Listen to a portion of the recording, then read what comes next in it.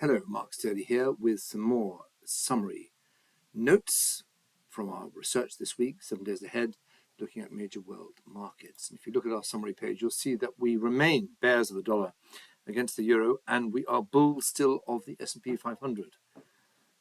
We are closely interested in what's happening in the bond markets, and I'll come on to that in a second. But let's go through these markets quickly. As you can see, a familiar chart in the dollar euro quarterly chart of the break up through this diagonal, that diagonal, and that prior high, suggesting a move lower of the dollar, higher for the euro. Tremendous support beneath the market once, twice, three times. We think this goes higher. In the short term, we see a trend has begun since the middle of March, and there seems to be good support at 116.39. This we think goes higher still.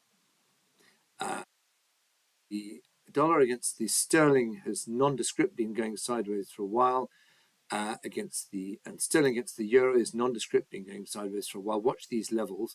Dollar yen, we have been bulls of the dollar, bears of the yen, because of this big triangle in the monthly spot chart, which has completed, and therefore we do expect it to go higher. But short term and medium term, the market is dithering around this 158.87 level, this prior high, which has failed at once and looks to have failed again. So stand back from the dollar yen, notwithstanding our powerfully bullish of the dollar pattern that's completed in the monthly chart. Short term, it's uncertain. Stocks, the S&P 500 is going well. The long bull market from 2009 remains at the bounce off the prior high in the medium term, showed how virile the market was, and the push up through the prior high 70.96 reinforced that, and the market wants to stay above that prior high level. In detail, there is some volatility, but nonetheless the market has to go a long way before it even begins to test the support of 70.96. It looks in good fettle. Not quite so clear in the Eurostoxx 50. The market's dithering, having bounced. It's dithering and going sideways, far from breaking through prior highs. The FTSE 100 is going sideways, as we see, and far from going through prior highs again. The Nikkei was bullish with the dollar and was, like the dollar last week, pushing through 59.420, but is now dithering at that prior high, going sideways, lacking the bullishness of America. So we've pulled back from our bull stance there.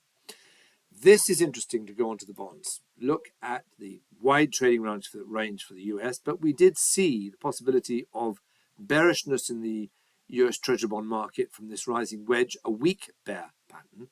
So we see that, and not unless the market can break the prior lows between 109 and 110, we remain to be convinced of a true bear market in price in the US. But the German Bunds have broken up through these massive resistances and is above prior highs. So there's a floor beneath the market, we think, in the yield chart. There is a slight uncertainty about the short-term price chart, and so cautious bears of price, bulls of the yields, will want to see the market break down through these levels, 124.25 in the June future in the Bund.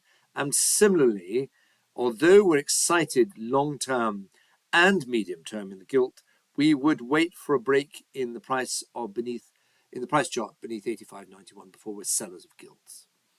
Oil, well, they're within a trading range, near the top of a trading range. We think it goes to the top of that trading range using this flag formation, a parallel flag, suggesting the market moves up to 115.120. German Bund, the gold, well, it's dull. It's been going sideways since the end of the year and found support for the moment at 44.88, once, twice bounced off it. It's approaching it again. Watch carefully to see if we can break 44.88 on the week, I suggest, because it's already done it on the day, to sustain a further down move. Thanks very much.